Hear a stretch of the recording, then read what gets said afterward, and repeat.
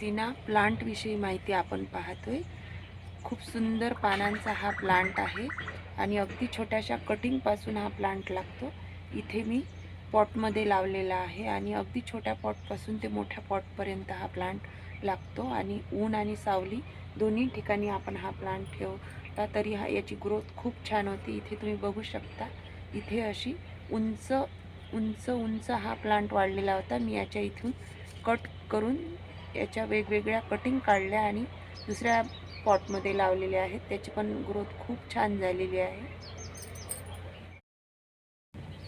या एकाच प्लांटपासून आपण वेगवेगळ्या प्लांट तयार करू शकतो। इथे तुम्हाला दिसत असेल, इथे मी कट केलेला आहे आणि इथून आता 2 प्लांट तयार झालेले आहेत आणि याच्यामधल्या 2 व्हरायट्या माझ्याकडे आहेत।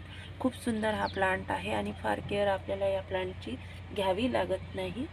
या एकाच कटिंगपासून आपण अनेक साऱ्या कटिंग तयार करू शकतो आणि कुठल्याही पॉटमध्ये लावली तरी याची ग्रोथ खूप छान होते।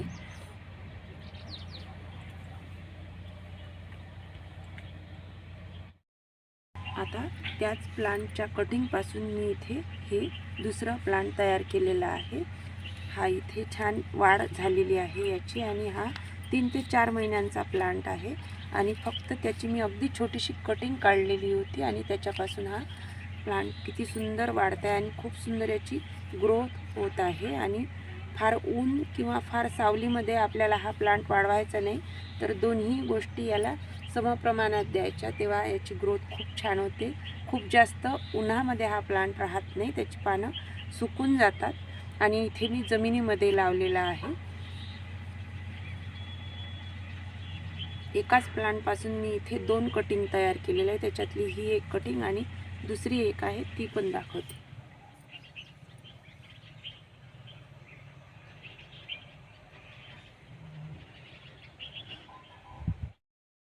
आता हा दुसरा प्लांट आहे आणि हा 1 ते 1.5 महिन्याचा आहे। याला असे छान नवीन पानं आलेली आहेत आणि पटापट याची पण ग्रोथ होत आहे आणि हा पण मी अगदी थोड्या जागेमध्ये जमिनीमध्ये लावलेला आहे। सुरुवातीला याची पानं अशी हिरवी येतात आणि नंतर याचा रंग चेंज होतो आणि मोठी मोठी पानं येतात।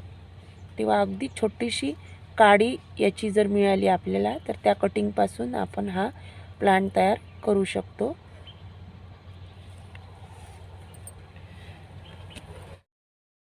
ड्रेसिनामधून हा दुसरा प्रकार आहे।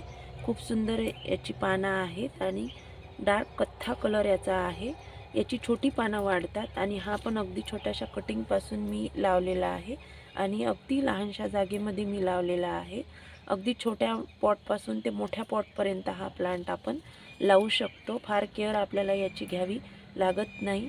वर्षातून 2 वेळा याला कंपोस्ट खत द्यायचं, त्यानेच याची वाढ खूप छान होते आणि पानांचा साईज इथे तुम्ही बघू शकता आणि नुसता सुंदर पानांचाच हा प्लांट आहे आणि एकाच कटिंगपासून याच्या 2 ते 3 प्लांट आपण तयार करू शकतो। इथे मी या एका कटिंगपासून हा प्लांट तयार केलेला आहे आणि खूप सुंदर याची वाढ होत आहे आणि ऊन आणि सावली दोन्हीही समप्रमाणात या प्लांटला लागते। नुसत्या उन्हामध्ये आपण जर ठेवला तर याची पानं वाळतात, त्याच्यामुळे याला अगदी ऊन आणि सावली दोन्हींची गरज आहे। तेव्हा अगदी छोटीशी कटिंग आपल्याला जर मिळाली तर लावा आणि नर्सरीमध्ये अगदी कमी दरामध्ये आपल्याला हा प्लांट मिळून जातो।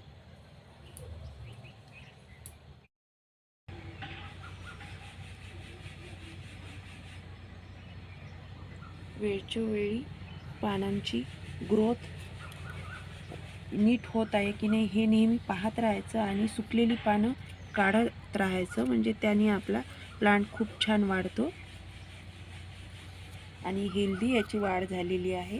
कुठल्याही पानाला कीड वगैरे लागलेली नाही।